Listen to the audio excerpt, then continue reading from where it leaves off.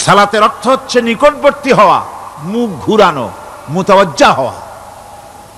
ওই যে হযরত ইব্রাহিম আলাইহিস সালাম বলেছিলেন, ইন্নী ওয়াজ্জাহতু ওয়াজহিয়া লিল্লাযী ফাতারাস সামাওয়াতি ওয়াল আরদ। জানেন আপনারা? পড়েন, ইন্নী وجهت وجهي للذي فطر السماوات والأرض حنيفا وما أنا من المشركين। নিশ্চয় আমার মুখ ঘুরায় দিলাম কার দিকে? যিনি আকাশ এবং জমিনের স্রষ্টা, সব কিছুর মালিক যিনি, তার দিকে আমি মুতাওয়াজ্জা হলাম। নামাজের অর্থই হচ্ছে মুতাওয়াজ্জা হওয়া, মুখ ঘুরিয়ে দেওয়া, চেহারা ঘুরিয়ে দেওয়া। আর নামাজের আরেক অর্থ হচ্ছে নিকটবর্তী থেকে আরো নিকটবর্তী হওয়া। আল্লাহ রাব্বুল আলামিন বলেন, নিকটবর্তী হতে হলে ওয়াসজুদ ওয়াকতারিব, সেজদা দাও আর সেজদার মাধ্যমে আমার নিকটবর্তী হয়ে যাও। সেজদা দিলেই আল্লাহর নিকটবর্তী হওয়া যায়। কোন সুবহানাল্লাহ। সাহাবী, আল্লাহর নবীর সাহাবী প্রশ্ন করেছেন, নবীজি, বান্দা কখন আল্লাহর নিকটবর্তী হয়ে যায়? নবীজি বলেছেন, বান্দা যখন সেজদা দেয় তখন আল্লাহর বান্দার মাঝে কোনো হিজাব থাকে না, একদম আল্লাহ পাকের নিকটবর্তী হয়ে যায় বান্দা যখন সেজদায় পড়ে যায়। সুতরাং নামাজ হচ্ছে নিকটবর্তী হওয়া, সালাত এটা হচ্ছে নিকটবর্তী হওয়া।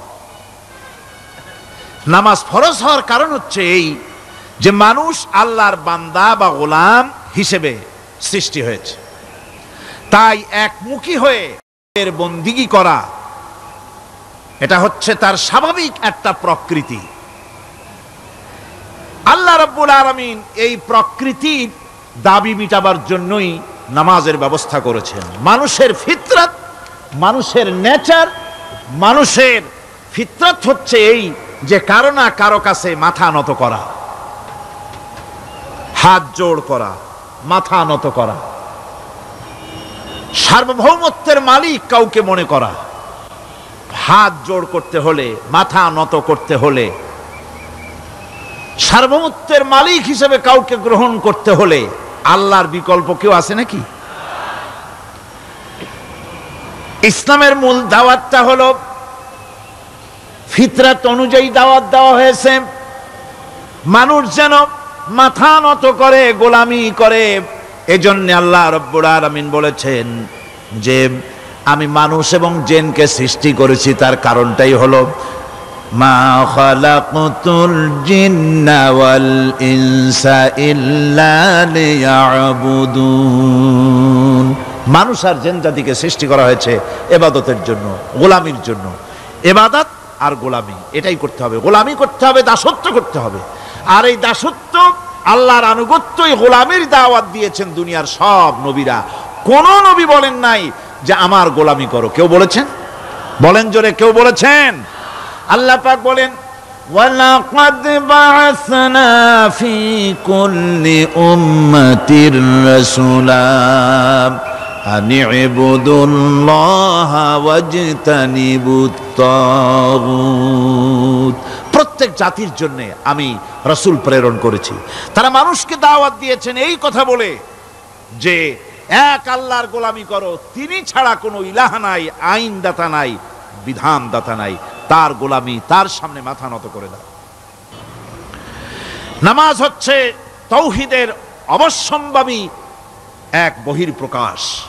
তাওহীদের জন্য তাওহীদবাদী মানুষ যারা, তাদেরকে নামাজ আদায় করতেই হবে। আকীদা বিশ্বাসের দিক থেকে তাওহীদ যদি হয় পুরা দ্বীনের মূল উৎস, তাহলে আমলের দিক থেকে নামাজ হচ্ছে পুরা দ্বীনের মূল ভিত্তি। নামাজ হচ্ছে আমলের মূল ভিত্তি, এর বাস্তবায়ন ছাড়া দ্বীন পূর্ণ হয় না।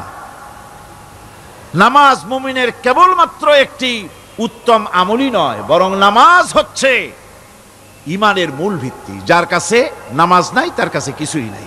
রাসূল করিম সাল্লাল্লাহু আলাইহি ওয়াসাল্লাম বলেছেন, যে নামাজ যে ব্যক্তি পড়ে না, আল্লাহ পাকের সাথে তার কোনো সম্পর্ক বাকি থাকে না। সুতরাং এই নামাজটা হচ্ছে এই যে একমাত্র একাগ্র চিত্তে আদবের সাথে আল্লাহর সামনে রুজু হয়ে যাওয়া। কোরআনে কারীম বলছি, মুনিবিনা ইলাইহি ওয়াত্তাকুহু ওয়াকিমুস সালাতা ওয়া লা তাকুনু মিনাল মুশরিকিন। তোমরা আল্লাহর দিকে রুজু হয়ে যাও এবং তাকে ভয় করে অন্যায় কাজ থেকে বিরত থাকো, আর নামাজ কায়েম করো, মুশরিকদের অন্তর্ভুক্ত হয়ে যেও না। নামাজ কায়েম করা, নামাজের আদেশ কোরআনে কারীমের মধ্যে আল্লাহ পাক বহু জায়গায় করেছেন। ঈমানের পর নামাজই হচ্ছে সবচেয়ে বড় জরুরি। একজন মানুষ ঈমান আনলো, যেমন কালকে একজন ঈমান এনেছে, ঈমান আনার সাথে সাথে তার প্রথম কাজ কি বলুন? বলেন, প্রথম কাজ কি? ফজরের নামাজের আগে একজন ইসলাম কবুল করলেন, তার প্রথম দায়িত্ব নামাজকে আদায় করে দেওয়া, ফজরের নামাজ পড়াম। জোহরের আগেই কেউ ঈমান আনলো, তার প্রথম দায়িত্ব জোহরের নামাজ আদায় করা। আসরের নামাজের আগে ঈমান এনেছে, তার প্রথম দায়িত্ব হলো আসরের নামাজ আদায় করা। তার মানে হলো ঈমান আনার পর একজন ঈমানদারের প্রথম দায়িত্ব হচ্ছে নামাজ। গুরুত্বপূর্ণ বিষয়, খুব ভালো করে শুনতে হবে, ইয়াদ রাখতে হবে প্রত্যেকটি মুসলমানের। এই নামাজ কি জিনিস, কেমনে আদায় করতে হবে, আদায় না করলে কি হবে, গুরুত্বপূর্ণ এই কথাগুলি প্রত্যেকের স্মরণ রাখতে হবে। কিয়ামতের দিন মানুষ যে জাহান্নামে যাবে, জাহান্নামের জন্য, জাহান্নামে যে সব কারণে যাবে তার মধ্যে বড় কারণ কালকে বলেছিলাম, দেখি মনে আছে নাকি? বড় কারণ কয়টা? কয়টা? আলহামদুলিল্লাহ মনে আছে। আল্লাহ রাব্বুল আলামিন বলেন, ইয়াতাসাআলুনা আনিল মুজরিমিন। কিয়ামতের দিন অপরাধীদেরকে জিজ্ঞেস করা হবে, মা সালাকাকুম ফি সাকার, জাহান্নামে কেন আসছো?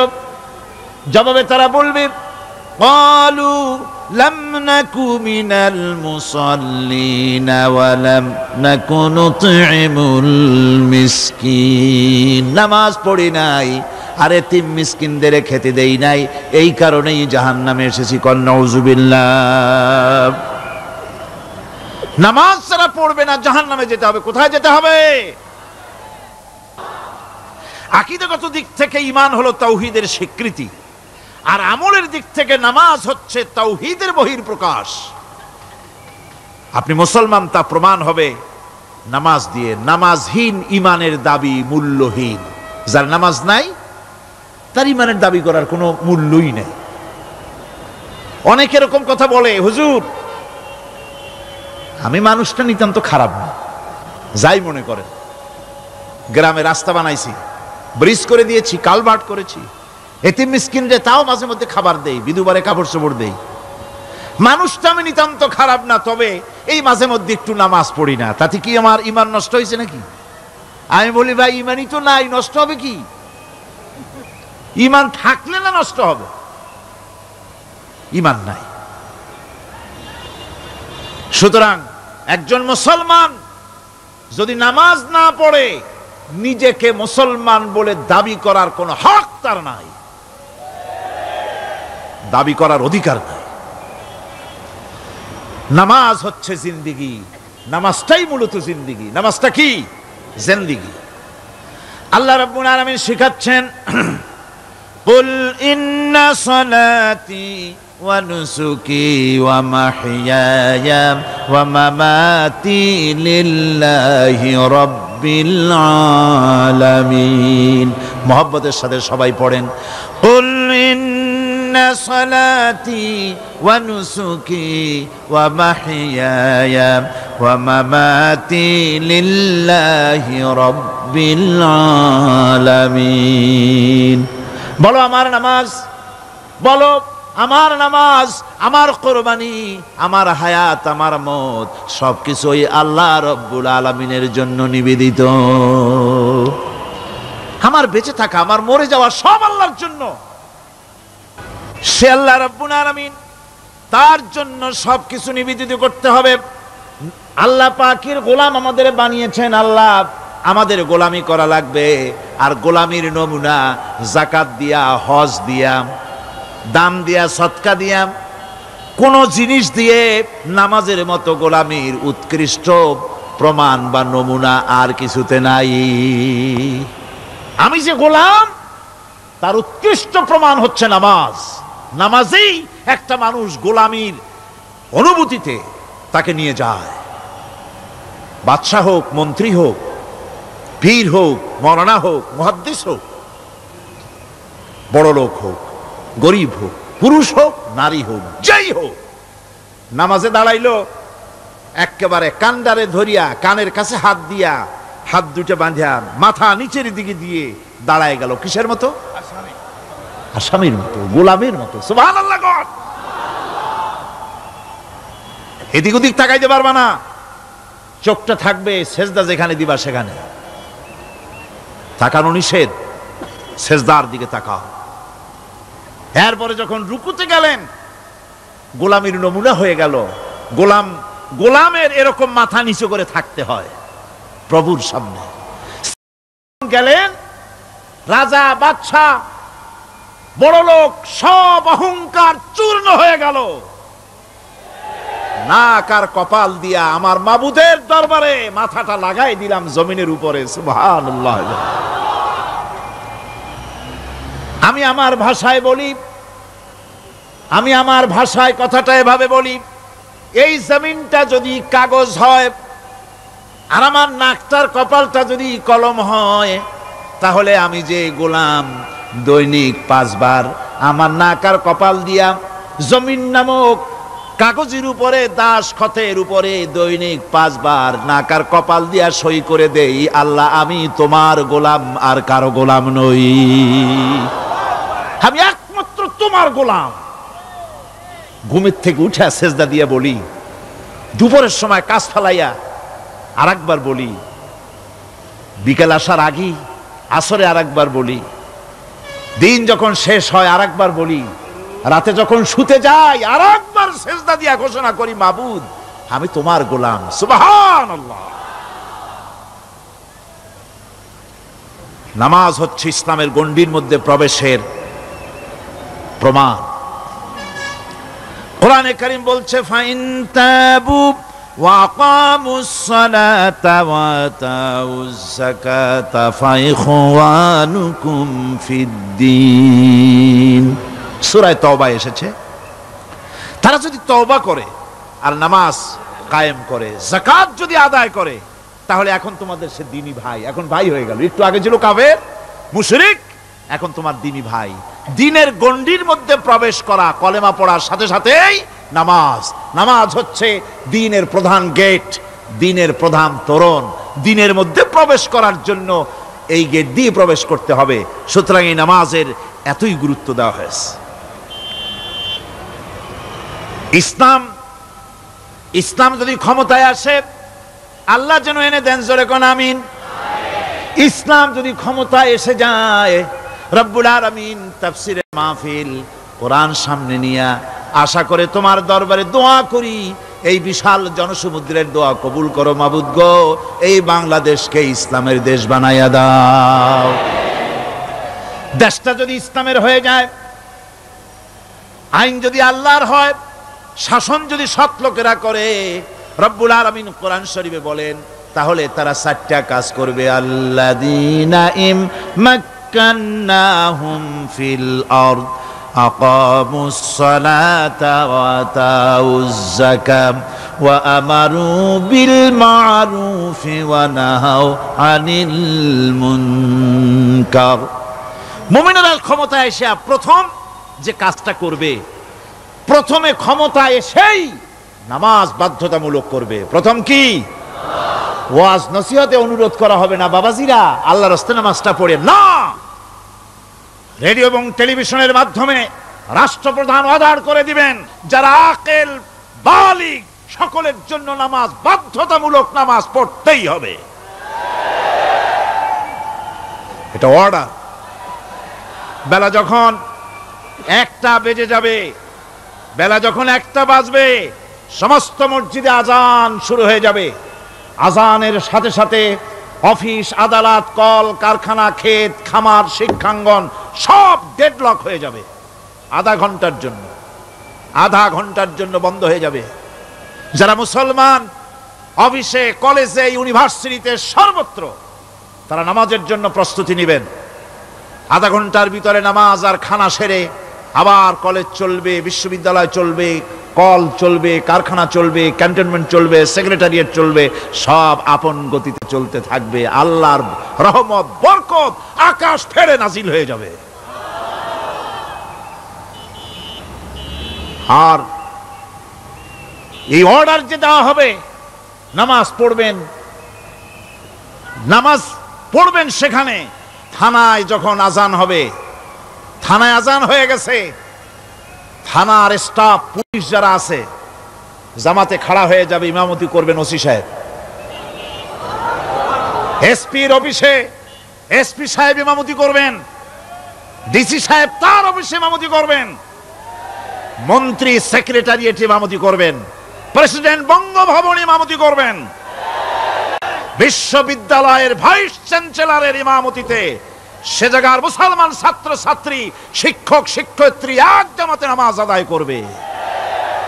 এই যদি হয় চিত্র দেশের, অপরাধ থাকবে? থানায় ওসি সাহেব নিজেই যদি জামাতের ইমামতি করেন, এইভাবে নামাজ আদায় করেন পুলিশদের নিয়ে জামাতে, ঘুষ আর খাবে তারা?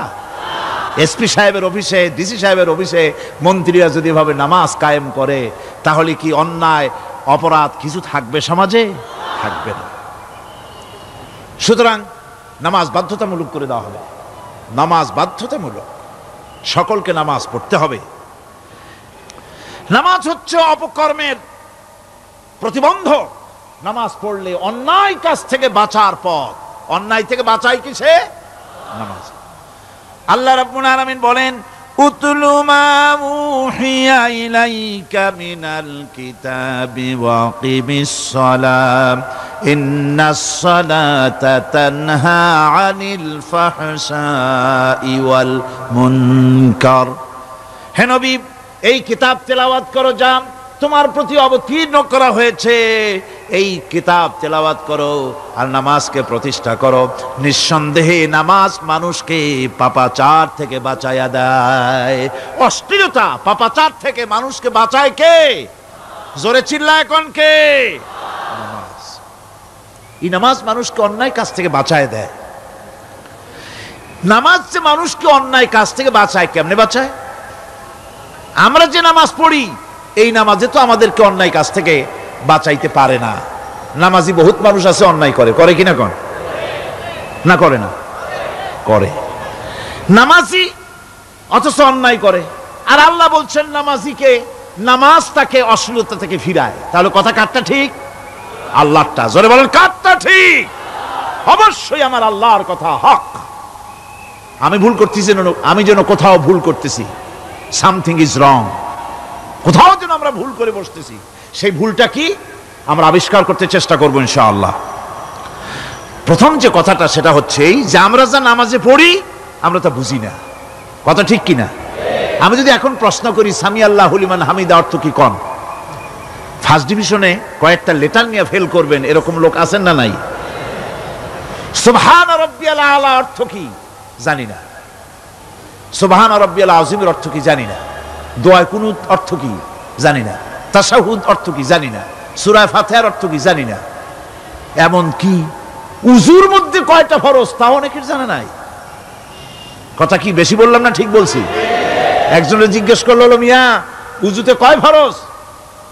কয় হুজুর কি মনে করেন এটা বুঝি জানি না, এটা তো সাধারণ ব্যাপার, বলেন না কয় ফরজ? কয় উযুতে তো 17 ফরজ।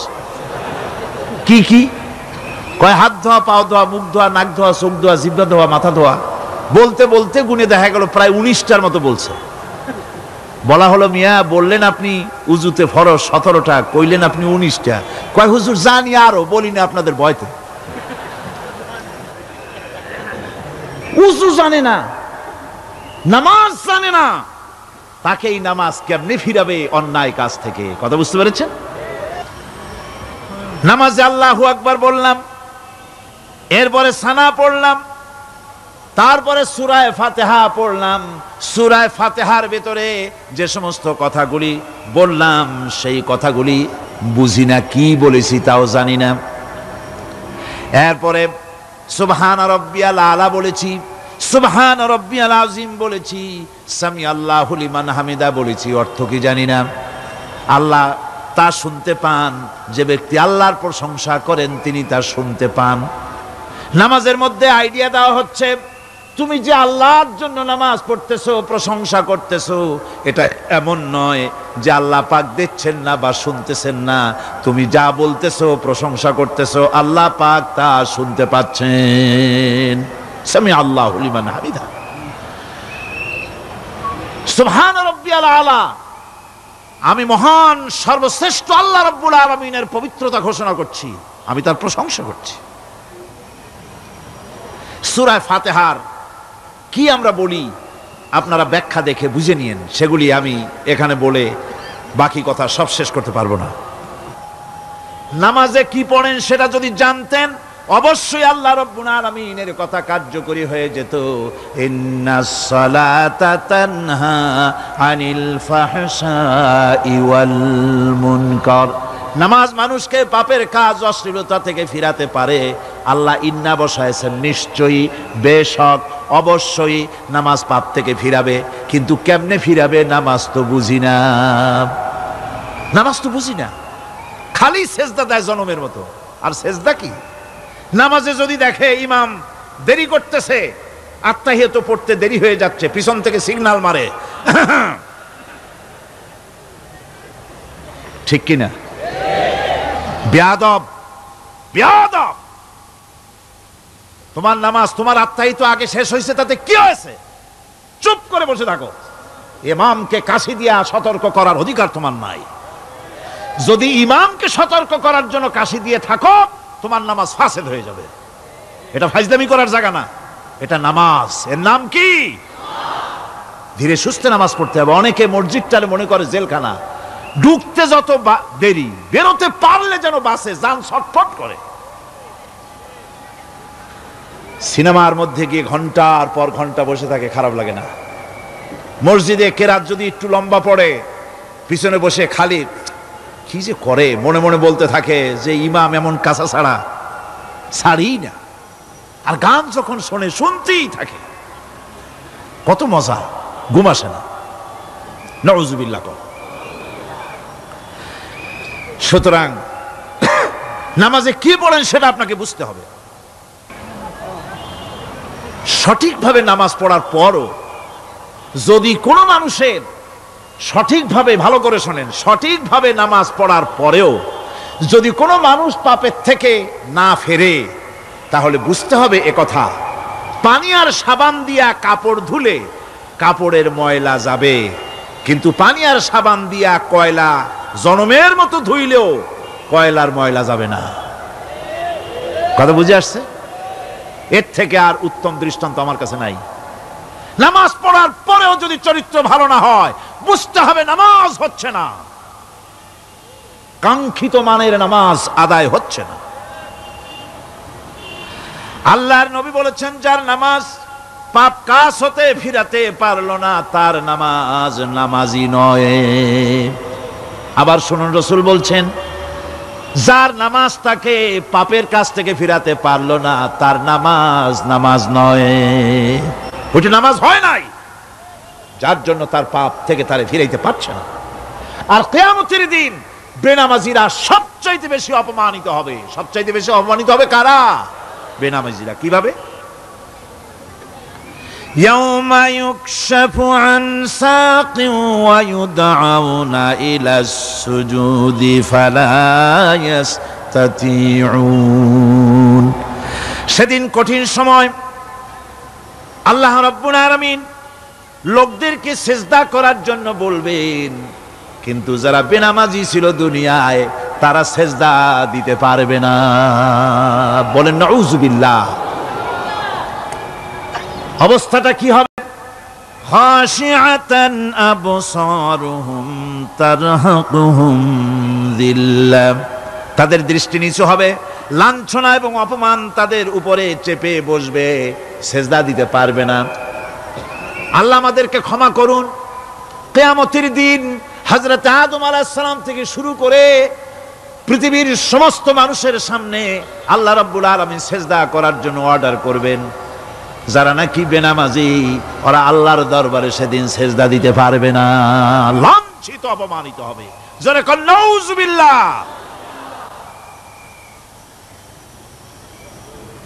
নামাজ, মুমিনের নামাজ একরকম, মুনাফিকের নামাজ হলো আর এক রকম।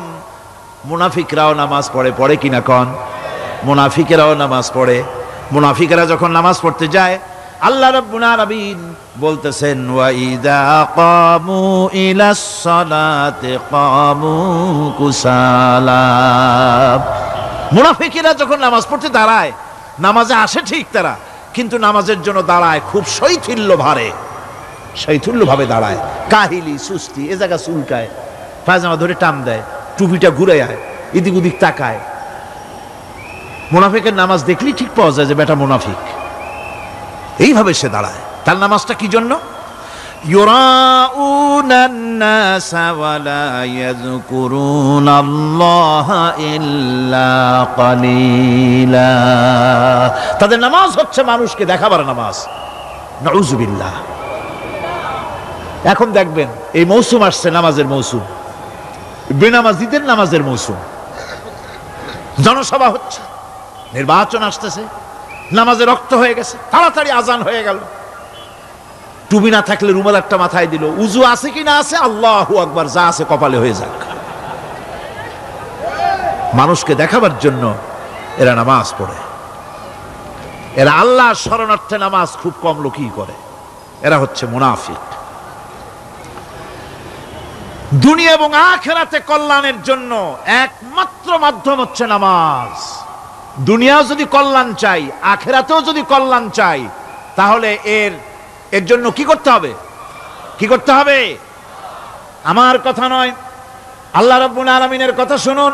রব্বুল আলামিন বলেন ক্বাদ আফলাহাল মুমিনুন আল্লাযীনা হুম ফি সালাতিহিম খাশিউন ওয়াল্লাযীনা হুম লিয-যাকাতি ফাঈলুন ওয়াল্লাযীনা হুম লিফুরুজিহিম হাফিজুন। নিশ্চিতভাবে সেই সব মুমিন কল্যাণ লাভ করবে, নিশ্চিতভাবে। তারা হচ্ছে ওই সব লোক যারা নিজেদের নামাজ ভীতি মিশ্রিত বিনয়ভাবে, ভীতি মিশ্রিত অবস্থায় বিনয়ের সাথে যারা নামাজ আদায় করে, যারা বেহুদা কাজ থেকে বিরত থাকে, যারা যাকাতের পন্থায় কর্মতৎপর হয়, আর যারা নিজের লজ্জাস্থানকে হেফাজত করে। এরপরে আল্লাহ পাক বলেন ওয়াল্লাযীনা হুম লিআমানাতিহিম ওয়া আহদিহিম রাউন ওয়াল্লাযীনা আলা সালাওয়াতিহিম ইউহাফিজুন ওয়াল্লাযীনা আলা সালাতিহিম হাফিজুন। আর যারা তাদের আমানতকে পূর্ণ করে, আমানত এবং তাদের ওয়াদা চুক্তি পূর্ণ করে, এবং যারা নিজেদের নামাজ সমূহকে পূর্ণভাবে হক আদায় করে নামাজ পড়ে, নামাজের যারা হেফাজত করে, এরা কারা? এরা হচ্ছে উলাইকা হুমুল ওয়ারিসুন আল্লাযীনা ইয়ারিসুনাল ফিরদাউসা হুম ফিহা খালিদুন।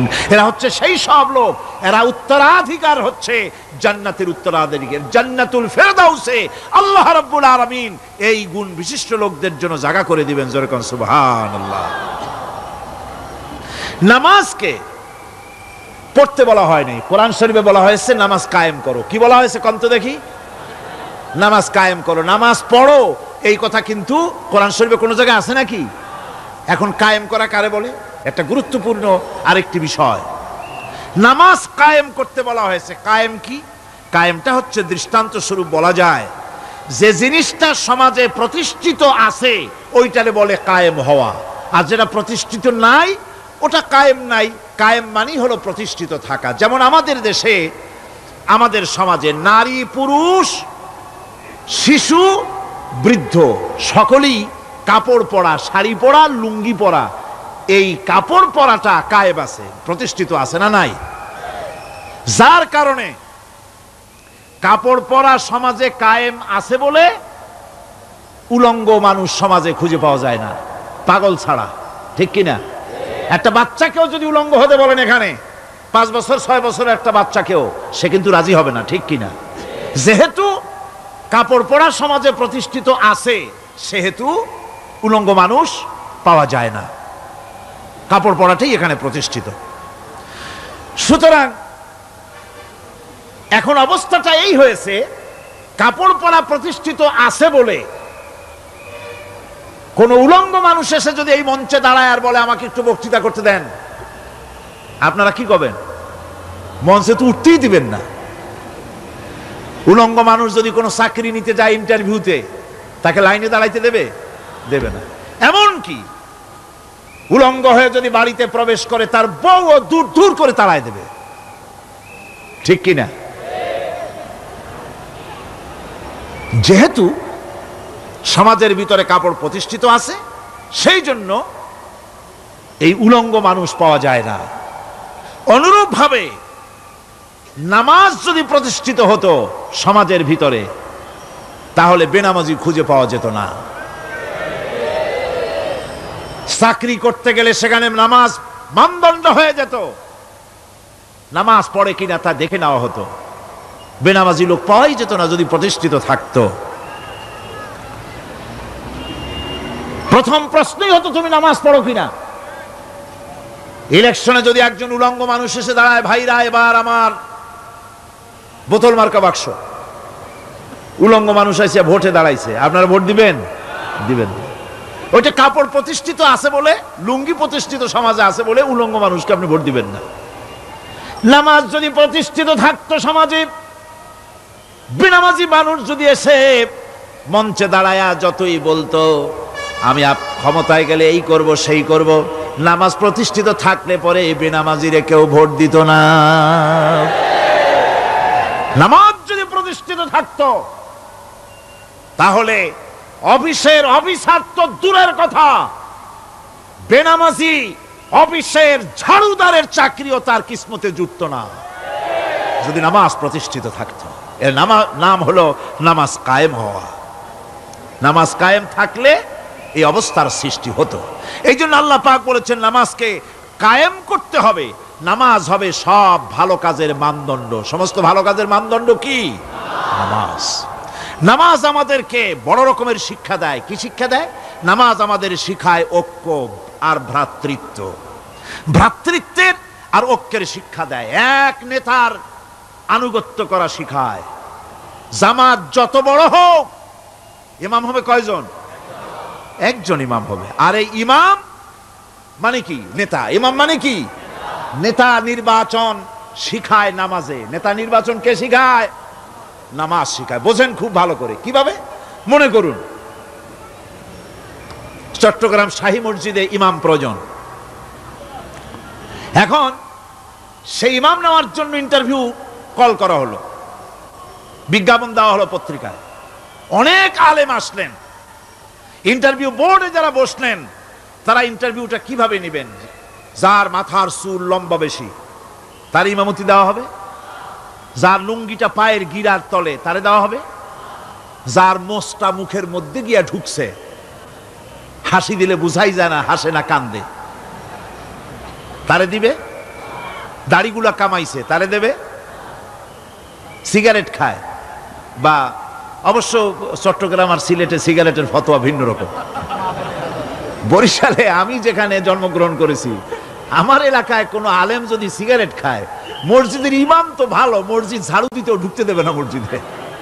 এটা এই এলাকার এক রকমের কায়দা। আমি এটার ব্যাপারে কথা নাইবে বললাম। তো আপনারা খুঁজে দেখবেন সে সিনেমা দেখে নাকি, মিথ্যা কথা বলে নাকি, বউ পর্দায় থাকে নাকি। এগুলি মাইক্রোস্কোপ যন্ত্র দিয়ে ইমামের মাথা থেকে পা পর্যন্ত দেখবেন কিনা কন? আচ্ছা এবার কন তো দেখি, এই ইমাম সাহেব ইমামতি করবে কতজন লোকের? 500, 1000। শাহী মসজিদে ধরেন 5000 লোক হইল। 5000 লোক, 5000 লোকের ইমাম নির্বাচনের সময় পা থেকে শুরু করে মাথা পর্যন্ত দেখেন, এমনকি বউ পর্যন্ত। বৌমনি আনিয়ে দেখেন না, পর্দায় থাকি কিনা এইটা আপনারা দেখেন, ঠিক কিনা? এ খবরটা নেন। 5,000 লোকের একটা ইমাম বানাতে গিয়ে মাইক্রোস্কোপ যন্ত্র দিয়ে দেখেন মোষ কেমন, দাড়ি কেমন, চুল কেমন, পাও কেমন, হাত কেমন, হাতে নখ লম্বা কিনা, দাঁতে ছাতা কিনা, বউ পর্দায় থাকে কিনা, মিথ্যা কথা কয় কিনা, এত দেখেন। আর যখন নির্বাচন আসে তখন 2.5 থেকে 3 লক্ষ মানুষের জন্য একজন এমপি নির্বাচিত হয়। সেই ইমামকে বাছাই করার জন্য নামাজ পড়ে কিনা, জিনাকার কিনা, মদখোর কিনা, সুদখোর কিনা, ঘুষখোর কিনা, বদমাশ কিনা বাছাই করা হয় না।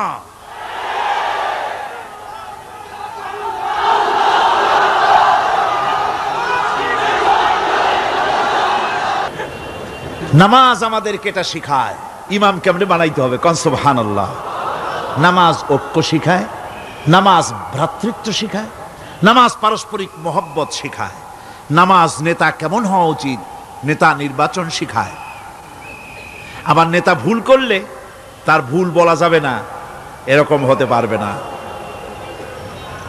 নামাজের ভিতরে ইমাম যদি ভুল করলেন, আপনি লোকমা দিবেন, সুবহানাল্লাহ, আল্লাহু আকবার বলবেন। যদি তিনি সংশোধন না হলেন আবার দেন, তাতেও সংশোধন হলো না আবার দেন। 3 বার লোকমা দেওয়ার পর যদি ভুল সংশোধন না করে নামাজ ছেড়ে দেন, ইমামকে বের করে দেন, নতুন ইমাম নিয়োগ করেন। যারা ক্ষমতায় যাবে, আপনি রাষ্ট্রের ইমাম যারে বানাবেন, সেই রাষ্ট্রীয় ইমাম যদি জনগণের ইচ্ছার বিরুদ্ধে যদি চলে, 1 বার লোকমান দেন, 2 বার লোকমান দেন, 3 বার দেন, তারপরেও যদি না নামে, ঘাট ধরে নামে না। নামাজ আপনাকে নেতা নির্বাচন, নেতাকে প্রতিষ্ঠিত রাখা, নেতার আনুগত্য আপনাকে শেখায়। নামাজ লাইন সোজা করে দাঁড়াতে হবে। লাইন যদি বাঁকা করেন, আপনার কলজেটা ওরকম বাঁকা হয়ে যাবে। নাউযুবিল্লাহ।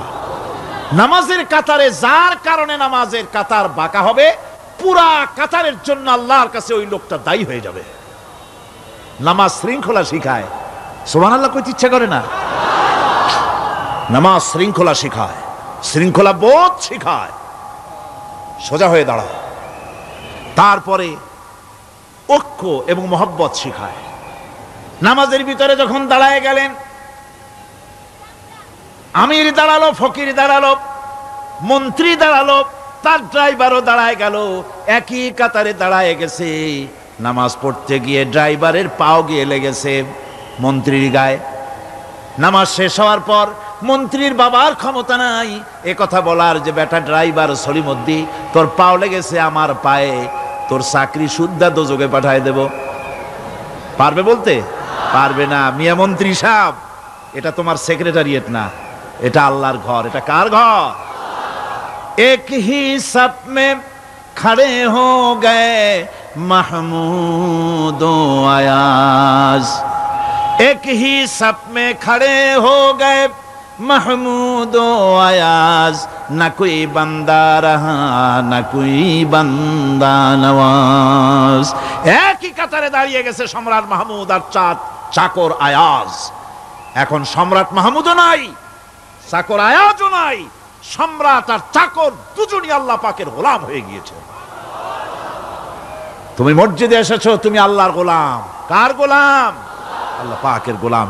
এই জিনিস শিখায় নামাজ। নামাজ শিখায় মানুষকে পাঞ্চুয়ালিটি, নিয়মানুবর্তিতা, সময়ের জ্ঞান শিখায় নামাজ। নামাজ মানুষকে কি শিখায়? আল্লাহ রাব্বুল আলামিন বলছেন, ইন্নাস সালাতা কানাত আলাল মুমিনিনা কিতাবাম মাওকুতা। নিঃসন্দেহে নামাজ মুমিনদের নিয়মানুবর্তিতার সাথে ফরজ করা হয়েছে, তাদের উপরে নিয়মানুবর্তিতার উপরেই, সময়ের উপরে নামাজকে ফরজ করা হয়েছে। আপনার আন্দাজ মতো আপনি পড়তে পারবেন না, সময় মতো পড়তে হবে, আউয়াল ওয়াক্তে পড়তে হবে। আমার দেশের মসজিদগুলিতে ফজরের নামাজ পড়া হয় এমন সময় পূর্ব দিক ফর্সা হয়ে যায়। ইমাম সাহেব যদি ভুল করেন, নামাজ যদি দোহরাতে যান, তাহলে সূর্য উদয় হয়ে যাবে, এমন অবস্থা। নামাজ এত দেরিতে পড়া হয়। প্রত্যেক ওয়াক্তের নামাজ আউয়াল ওয়াক্তে পড়ার জন্য রাসূল সাল্লাল্লাহু আলাইহি ওয়াসাল্লাম তাগিদ করেছেন। সময়ের দিকে লক্ষ্য রাখতে বলা হয়েছে।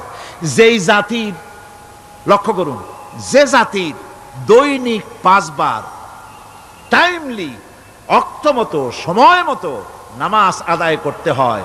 দুর্ভাগ্যজনক সত্য, সেই জাতির কাছে সময়ের কোনো দাম নাই, সময়ের দাম নাই।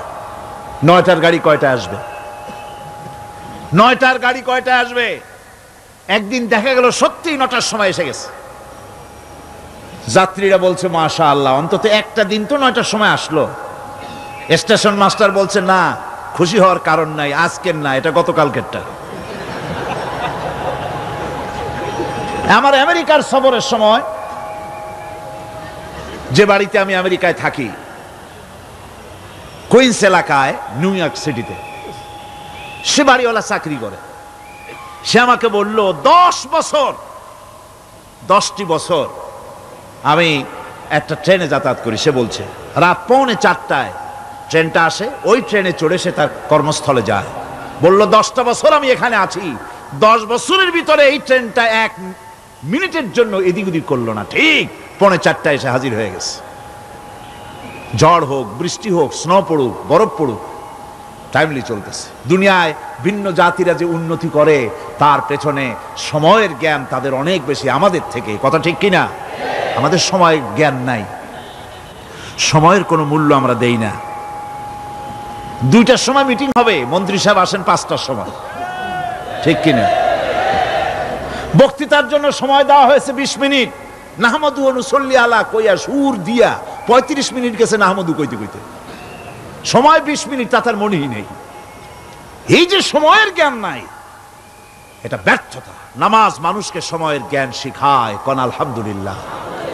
এই সময়ের জ্ঞান আমাদেরকে শিখতে হবে। এবার আমি আপনাদের সামনে বলতে চাই, আল্লাহর নবী জনাবে মুহাম্মদ রাসূলুল্লাহ সাল্লাল্লাহু আলাইহি ওয়াসাল্লাম নামাজের ব্যাপারে কি বলছেন। এতক্ষণ তো আল্লাহর কথা শোনালাম, কার কথা শোনাইছে? আমার আল্লাহর নবী বলেন, নবীকে প্রশ্ন করা হলো, ইয়া রাসূলুল্লাহ আইয়ু শাইইন আহাব্বু ইনদাল্লাহি ফিল ইসলাম, ইসলামের মধ্যে আল্লাহর কাছে কোন জিনিসটা বেশি প্রিয়? আল্লাহর কাছে ইসলামের কোন জিনিসটা বেশি প্রিয়? হুজুর বললেন আস-সালাতু লিওয়াক্তিহা, মান তারাকা সালাতান ফালা দীন লাহু ওয়াস-সালাতু ইমাদুদ্দিন। আল্লাহর কাছে সবচাইতে বেশি প্রিয় হচ্ছে নামাজ। সবচাইতে প্রিয় কি? নামাজ। ওয়াক্ত মতো নামাজ আদায় করা আল্লাহ পাকের বেশি প্রিয়। আর এই নামাজ হচ্ছে দ্বীনের খুঁটি। এটা দ্বীনের কি? খুঁটি। এই যে খুঁটিগুলো আছে, খুঁটিগুলো ফালাই দিলে তারপর আপনার এই প্যান্ডেল থাকবে? থাকবে না। বিল্ডিং এর পিলার ভেঙে দেন, বিল্ডিং টিকবে? ঘরের খুঁটিগুলি উড়ায় ফেলেন, ঘর টিকবে? টিকবে না। দ্বীনের খুঁটি হচ্ছে নামাজ। লা দীনা লিমান লা সালাতা লাহু, যার কাছে দ্বীন নাই, যার কাছে নামাজ নাই, তার কাছে কি নাই? দ্বীন নাই, ঈমান নাই। আল্লাহর নবী বলেছেন, ওয়ান জাবির রাদিয়াল্লাহু তাআলা আনহু قال قال رسول الله صلى الله عليه وسلم بين العبد وبين الكفر ترك الصلاة।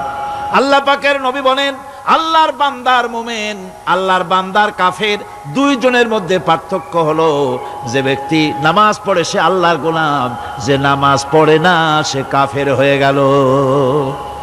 যে নামাজ পড়লো না সে কাফের হয়ে গেল। মান তারাকা সালাতান মুতাআম্মিদান ফাকাদ কাফারা, যে ব্যক্তি ইচ্ছে করে নামাজ ছেড়ে দিল সে কাফের হয়ে গেল। বলেন নাউযুবিল্লাহি মিন যালিক। এই জন্য নামাজ আদায় করা বাধ্যতামূলক প্রত্যেকটি মুসলমানের জন্য। রাসূল করিম সাল্লাল্লাহু আলাইহি সাল্লাম একটা দৃষ্টান্ত দিয়েছেন, কারো বাড়ির সামনে যদি একটা নাহার থাকে, একটা পুকুর থাকে, একটা খাল থাকে প্রবাহিত, এতে যদি ওই বাড়িওয়ালা দৈনিক 5 বার গোসল করে, তাহলে তার গায়ে কি কোনো ময়লা থাকে? হুজুর, সাহাবীরা বললেন না হুজুর, থাকে না। হুজুর বললেন এটাই হলো নামাজের দৃষ্টান্ত। 5 ওয়াক্ত নামাজ যে আদায় করবে, সেই গুনাহ থেকে আল্লাহ পাক তাকে পবিত্র করে দিবেন। সুবহানাল্লাহি ওয়া বিহামদিহি। আমার ভাইয়েরা, নামাজ পড়লে পরে এক জুমা থেকে আর এক জুমা পর্যন্ত মানুষ যে সমস্ত গুনাহ করে, কবিরা গুনাহগুলি বাদে, শিরক আর কবিরা গুনাহগুলি বাদে যত গুনাহ আছে তার কাফারা হয়ে যায়। নামাজ যে সঠিকভাবে আদায় করবে, এই নামাজটা একটা কঠিন কাজ। নামাজটা কি কাজ? কে বলতেছেন কথা? আল্লাহ পাক। ওয়া ইন্নাহা লাকাবীরাতুন ইল্লা আলাল খাশিঈন। নামাজ একটা ভারী জিনিস, একটা কঠিন জিনিস। কাদের জন্য কঠিন নয়? যারা নাকি আল্লাহ পাককে ভয় করে। আল্লাযীনা ইয়াযুন্নুনা আন্নাহুম মুলাকু রাব্বিহিম ওয়া আন্নাহুম ইলাইহি রাজিউন। যারা নাকি একথা মনের ভিতরে ধারণা করে যে আল্লাহ রাব্বুল আলামিনের দরবারে আমার হাজির হওয়া লাগবে, মোলাকাত করা লাগবে, এই চিন্তা যারা করে তাদের জন্য নামাজ মোটেই কষ্টকর নয়, নামাজ মোটেই তাদের জন্য অসহনীয় নয়, বোঝা নয়, ভার নয়। তারা নামাজ আদায় ঠিকই করবে।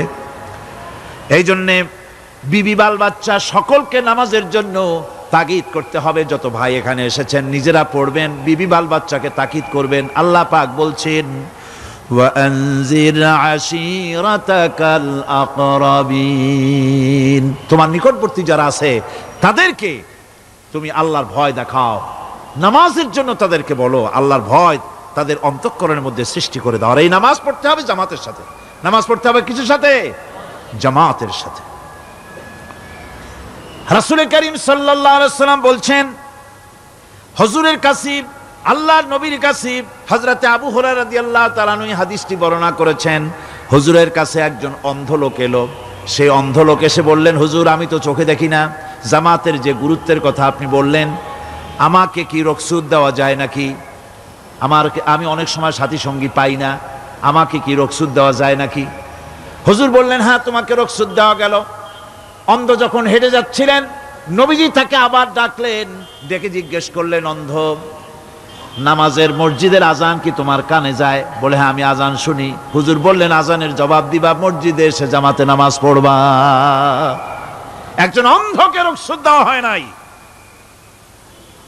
মসজিদে আজান শোনার পর ঘরে বসে যদি নামাজ আদায় করেন, নামাজের হক আদায় হবে না। হুজুর সাল্লাল্লাহু আলাইহি ওয়াসাল্লাম বলেছেন, মসজিদে আজান হওয়ার পর যে ব্যক্তি ঘরে বসে নামাজ পড়ে, আমার ইচ্ছা হয় ঘরটা আগুন দিয়ে জ্বালায় দেই। কে বলতেছেন? রাহমাতুল লিল আলামিন বলতেছেন। রাহমাতুল লিল আলামিন বলতেছেন।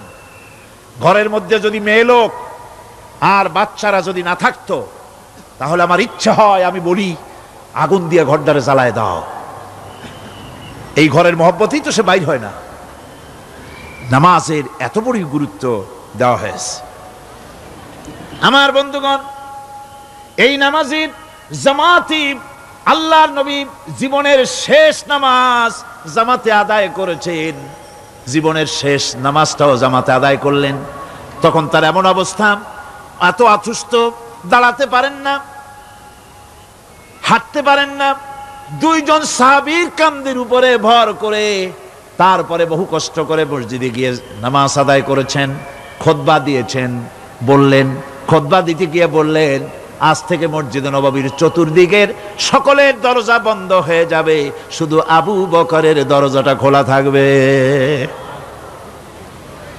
আল্লাহর নবী বললেন, আল্লাহ রাব্বুল আলামিন এই পৃথিবীতে তার এক বান্দাকে জাগতিক সব সম্পদ দিতে চেয়েছিলেন, কিন্তু সে বান্দা সব জাগতিক সম্পদকে উপেক্ষা করে মাবুদের সঙ্গে দেখা করা বেশি জরুরি, বেশি পছন্দ মনে করেছেন। এতটুকুন কথা নবীজি বললেন, কেউ কিছু বুঝলো না।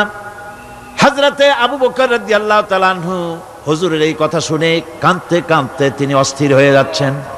সাহাবীরা চিন্তা করলেন, হুজুর কার না কার কথা বলেছেন, তাতে কান্নার কি আছে? বয়োবৃদ্ধ, জ্ঞান বৃদ্ধ হযরতে আবু বকর রাদিয়াল্লাহু তাআলা আনহু বুঝতে পেরেছেন, এই পৃথিবীর সব সম্পদ তো আল্লাহ হুজুরকেই দিতে চেয়েছিলেন। তিনি সমস্ত সম্পদকে উপেক্ষা করে তার মাবুদের সঙ্গে দেখা করার জন্য প্রস্তুতি নিয়েছেন। তার মানে হলো আল্লাহর নবীর বিদায় হয়ে যাবেন, আমরা নবী থেকে এতিম হয়ে যাব। নবীজি ঘরের মধ্যে প্রবেশ করলেন, প্রচন্ড জ্বর এলো। এই প্রচন্ড জ্বর নিয়ে তিনি শুয়ে আছেন, কখনো বেহুশ কখনো হুশ। এর মধ্যে এশার আজান হয়ে গেল। সাহাবীরা বহুক্ষণ অপেক্ষা করে হযরত আবু বকরের ইমামতিতে নামাজ শুরু করলেন। হুজুরের হুশ এলো, প্রশ্ন করলেন, আয়েশা রে এখন কোন সময়? হযরত আয়েশা বলেন, ইয়া রাসূলুল্লাহি, মসজিদে নববীতে নামাজ শুরু হয়ে গেছে। সাহাবীরা অনেকক্ষণ অপেক্ষা করে আমার বাবার ইমামতিতে নামাজ পড়তেছে সবাই। কিন্তু সাহাবীরা কেঁদে কেঁদে নামাজের মধ্যেই কাঁদতে কাঁদতে অস্থির হয়ে যাচ্ছে। তাদের মনের ধারণা হয়েছে নবীজির পেছনে নামাজ পড়ার কিসমত থেকে তারা মাহরুম হয়ে গেল। নবীজি বলেন, আয়েশা দরজা খুলে দাও আর আমার মাথাটা একটু উঁচু করে ধরো, আমি একটু নামাজের দৃশ্যটা দেখি।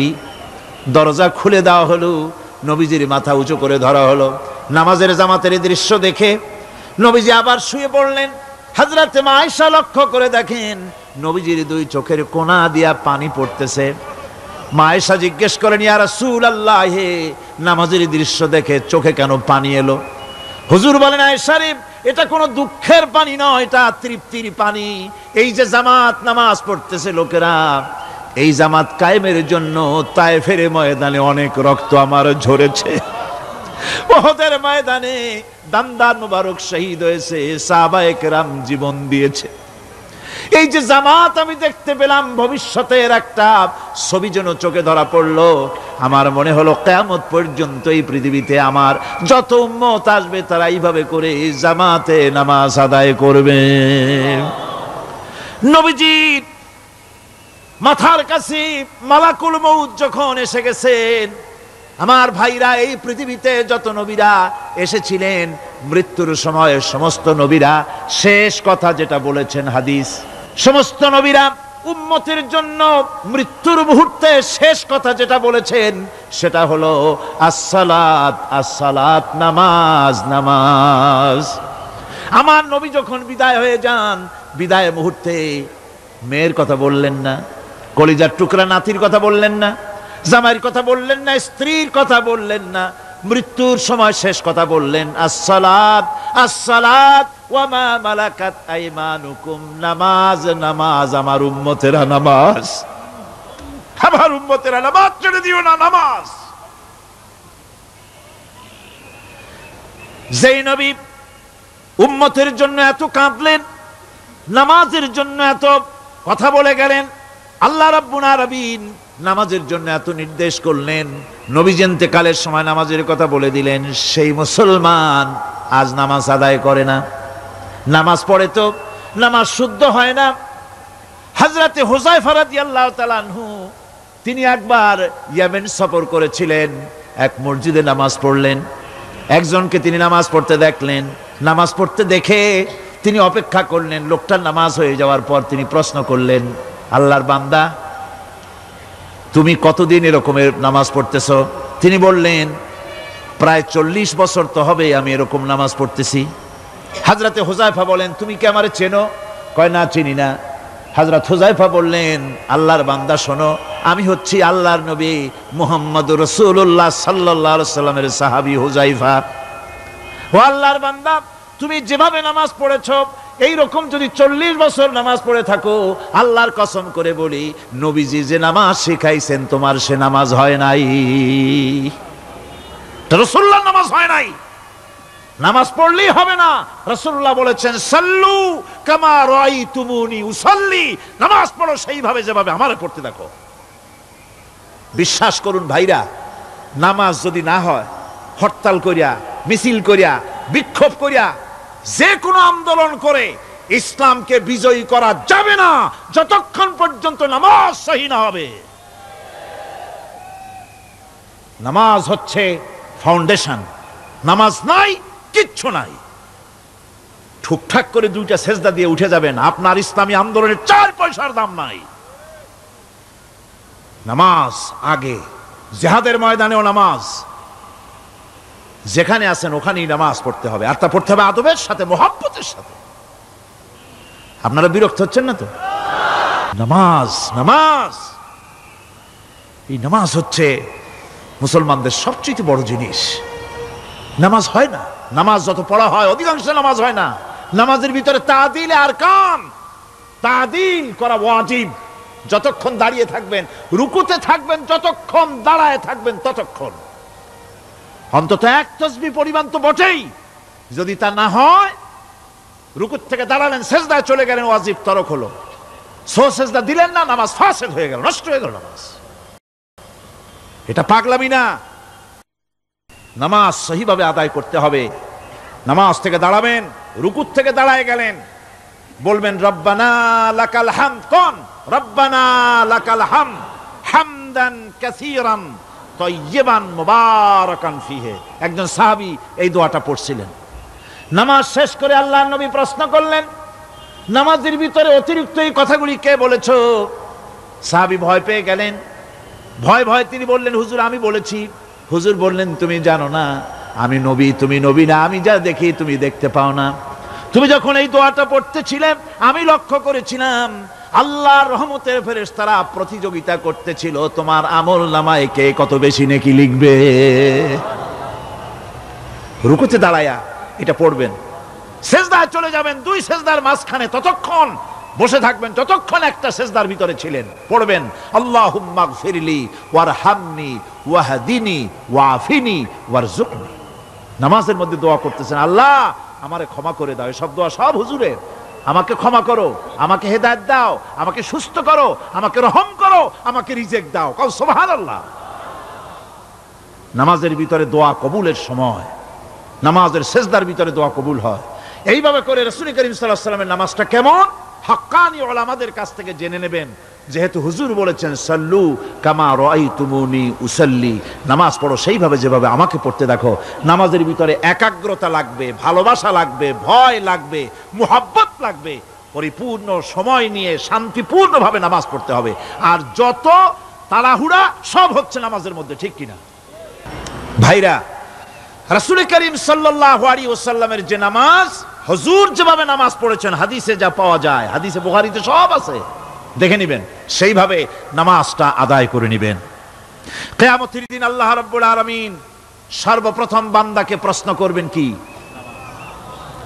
বুখারী শরীফে এসেছে, আন আবি হুরায়রা রাদিয়াল্লাহু তাআলা قال سمعت رسول الله صلى الله عليه وسلم يقول إنما يحاسب به العبد يوم القيامة من عمله صلاته। বুখারী শরীফের হাদিস। আল্লাহ রাব্বুল আলামিনের নবী বলেন, হযরত আবু হুরায়রা হাদিস খানা বর্ণনা করেছেন, তিনি বলেন যে আমি রাসূলের মুখে শুনেছি কিয়ামতের দিন আল্লাহ রাব্বুল আলামিন সর্বপ্রথম তার বান্দার কাছে প্রশ্ন করবেন, বান্দা নামাজ আদায় করেছিলি কিনা? নামাজ সর্বপ্রথম প্রশ্ন। যেরকম সর্বপ্রথম প্রশ্নটা কি? নামাজ। এই নামাজ আপনার বাচ্চাদেরকে যখন 7 বছর বয়স হবে নামাজের হুকুম করবেন।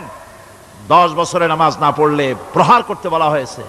নামাজের জন্য কড়াকড়ি করতে হবে। পুরুষ নারী মেয়েদের মাসের ভিতরে কখনো কখনো তাদের যে সমস্ত মাসলা মাসাইল আছে সেই অনুযায়ী কখনো তাদের ক্ষমা আছে, বাকি তাদের নামাজ পড়তে হবে। আর পুরুষের জন্য পাগল হয়ে যাওয়া, বেহুশ হয়ে যাওয়া ছাড়া নামাজ মাপ নাই, নামাজ পড়তেই হবে। এই যে নামাজ, যে নামাজ না হলে ঈমান থাকবে না, ঈমান নষ্ট হবে, কিয়ামতে জাহান্নামে যাওয়া লাগবে, এসব কথা শোনার পর আজকের তাফসীরুল কোরআন মাহফিলে আমরা কি ওয়াদা করতে পারি যে আমরা মালাকুল মউত যতক্ষণ পর্যন্ত আমাদের মাথার কাছে না আসবে নামাজ ছেড়ে দেব না? এই ওয়াদা কি করতে পারি? দুই হাত উঁচু করুন, বলেন ইয়া আল্লাহ, আমি তোমার নামে শপথ করছি যতদিন মালাকুল মউত আমার মাথার কাছে না আসতেছে ততদিন পর্যন্ত ফরজ নামাজ, ফরজ রোজা ছেড়ে দেব না।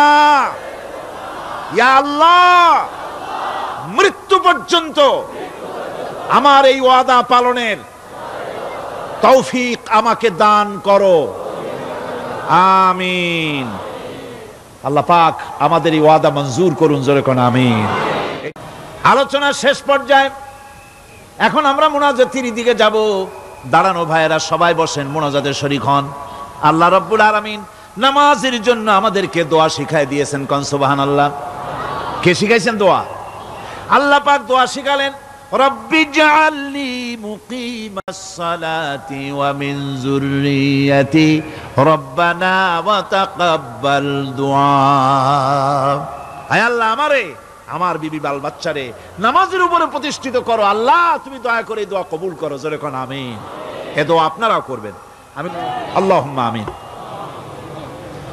রব্বানা যালামনা أنفسنا وإن لم تغفر لنا وترحمنا لنكونن من الخاسرين ربنا لا تزغ قلوبنا بعد إذ هديتنا وهب لنا من لدنك رحمة إنك أنت الوهاب سبحان ربك رب العزة عما يصفون وسلام على المرسلين الحمد لله رب العالمين وجعل آخر كلمتنا عند الموت لا إله إلا الله